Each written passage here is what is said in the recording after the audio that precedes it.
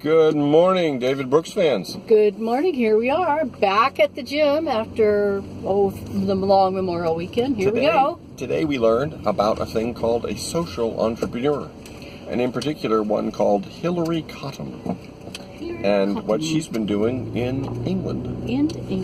Britain. Ella is a British woman who grew up in a broken home and was abused by her stepdad. Her eldest son got thrown out of school and ended up sitting around the house drinking. By the time her daughter was 16, she was pregnant and had an eating disorder. Ella, though in her mid-30s, had never had a real job. Life was a series of endless crises. Temper tantrums, broken washing machines, her son banging his head against the walls. All right. So, yes, very much what we see a lot of, way too much of. Every time the family came into contact with the authorities, another caseworker was brought in to provide a sliver of help. An astonishing 73 professionals spread across 20 different agencies and departments got involved with this family. Nobody had ever sat down with them to devise a comprehensive way forward. In her mind-shifting book, Radical Help, the British social entrepreneur Hillary Cottam tracks down one of the social workers in Ella's case. That's how one of the social workers in Ella's case spent his days. Roughly 74% of his time. Almost hit a bird just then. Almost 74% of his time, he was almost hitting a bird. Almost hitting a bird. Wow, that was close. 74% of his time was spent on administrative matters, not counting any bird contacts. Recording data, making referrals to other agencies, and meeting with other agencies. Only 14% of the social worker's time was actually spent with the family he was meant to be serving, and that face-to-face time was mostly with a clipboard checking off boxes on the forms that went back to central administration. The administrative system around Ella and her family costs roughly £250,000 per year. Cottam asked the government workers involved in Ella's case if they could recall a time when they'd transformed a family so it no longer needed government help. They couldn't think of one. I met Cottam in London last week, and she made the point that welfare systems are often designed to manage needs, but they are not designed to build capabilities so that families can stand on their own. Moreover, most Western systems were not designed to confront the kind of poverty prevalent today. When these systems were put in place in the 1950s and 60s, unemployment was more often a temporary thing that happened between the time you got laid off from a big employer and the time you got hired by a new one. Now, economic insecurity is often a permanent state, as people patch together different jobs to make ends meet. Health issues for people in the welfare system are often chronic: obesity, diabetes, many forms of mental illness. Our legacy welfare structures are ill-suited for today's poverty. Cottam has spent the past decade or so helping local authorities across Britain build new welfare programs. Her programs start by shifting power to the former, quote, recipients of services. The programs asked, what sort of trajectory would you like to be on? Then the programs build social networks around the families to help them achieve their goals. For example, Ella was asked if she would like to lead a life team that would help her family turn around. She agreed. She was given the power to select the 8 people from across agencies who would comprise the team. She chose people from social work, the housing authority, and the police force. Members of the team spent 80% of their time with the family and only 20% on administration. Ella and the team worked together to stabilize her most immediate issue, negotiating away eviction notices. Then the team worked to improve inter-family dynamics, so there wasn't so much violence and screaming. That squirrel looks a little sick. Are you checking that squirrel out? I think it needs a life team. It needs a life team. But let him choose his own team. Let him choose his own team. Yeah, He'll probably choose some nut farmers. Yeah.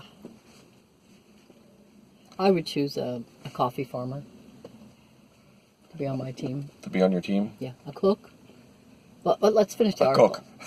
A cook. Who would be on your help team? Yeah, cook. After a family farmer. is stable, the team and family work on building skills and telling stories of success. By 18 months, many of the families involved in the Life Team program no longer need the help.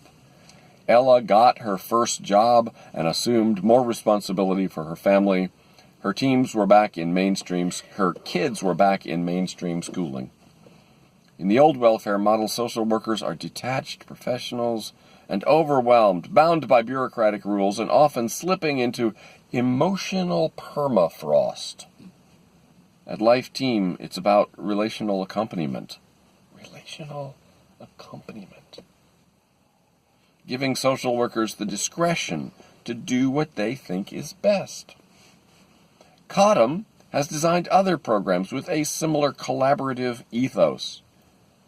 Backer, B-A-C-K-R, is a program that takes people who are detached from the labor force and helps them join extended social networks where they can connect one another to job openings and develop skills. Circles is a program for the elderly. It brings together lonely seniors into small groups that are part social club, part concierge service, and part self-help cooperative. Wellogram is a similar social structure for the chronically ill. Basically, Cottam's programs create villages within the welfare state. Her systems are not designed around individual clients, but around relational networks.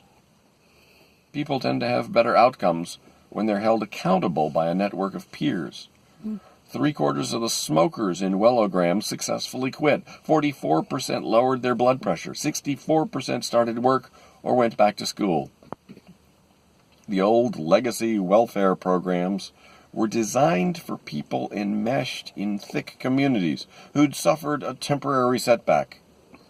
Today, many people lack precisely that web of thick relationship.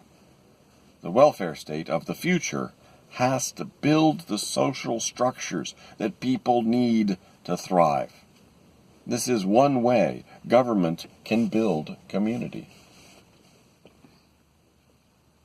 So, there you go. That's it, huh? When he says the welfare state is broken, he sounds like a conservative. But then when he talks about making it so much better, he doesn't so much.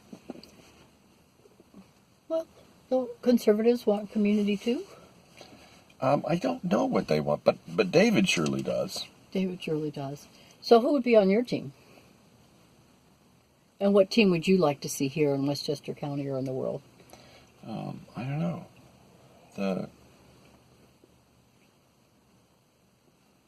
The U.S. women's national soccer team? Yes. Can I have that to be my team? Yeah, I want that to be my team. Coming up, folks. One more week. I'm going to wait one more week before it starts. Yeah, so I was just thinking about in conservation and climate change work, or even veterinary work, or ministry work. You know, it's we put together a team. Here's your team of spiritual people that will help you do stuff. It isn't a pay for service. It isn't just like one person's in charge. We have a team. And who do you want on your team? Always a coffee farmer and a cook, of course. That goes without saying. But maybe this whole team idea, this relational thing. I mean, that's what we try to do with One Earth Conservation and the conservation group, is try to not make it a service, but try to build teams, you know, within each country and in each region. Yeah, I don't know. I don't know if we're as clear set on our services as this person is. Yeah. Well, England has a lot more that it's offering in terms of, it puts a lot more resources into social services Than we have here. Yeah, and Okay. it's just, and of course what this column is arguing is that it's mostly wasted. They're not doing Yeah. it well. Yeah. It's spent on bureaucracy for it. But that's promising because they're already spending the money. Now they can just shift that into a program that works a lot better. That's just Whereas in our case, we're so admired in racism that we think if it might help some of the minority races, we can't possibly fund it, and so we don't fund any of it. And lots of white people then end up getting hurt too. I sure like the team idea though. Yeah, you get to pick your own. I think that's really and autonomy and choice and power and engagement and transparency. All of those are really good things for helping people work in a complex system. And if it doesn't work for your life, at least you had company. 8 people on the team. Yeah, I wonder if there's a magic number, if 8 is some kind of magic number. I still would like a team. I don't know what I'd work on. Even if it's a team of 4. 8 seems like a lot. Yeah, a But, team that if you got a lot, then that's a lot of help. it's kind of like in UU ministry, it's your minister relationships committee or your intern committee. There's a team that's meeting to help you sharpen up and engage and be productive. I like the team idea. Yep. So let's go to the gym and let's ponder who we want on our team and what teams we would have. And maybe some of our viewers have an idea what kind of team they would like. Coffee, cooks, and soccer players. Those are my first Alex 3. Morgan, Yeah, Harvey Lloyd. Yeah. You don't have to have soccer skills. So, Abby Wambach could come out of retirement. Right. Mia Hamm's still alive. Brandy Chastain. All the old greats and the new greats. Yeah, how would you like to get together with soccer players every day and just go, So, what's going on? well, I think we've done enough for this. Thank you, David, for giving us hope for how to help people get out of chronic generation-old poverty that they just say it's really almost impossible to get out of. Don't you think it's weird that he's always writing about soccer? Hey, David, we're still 10 days away from the World Cup. Okay, bye-bye, viewers. We're off to the gym.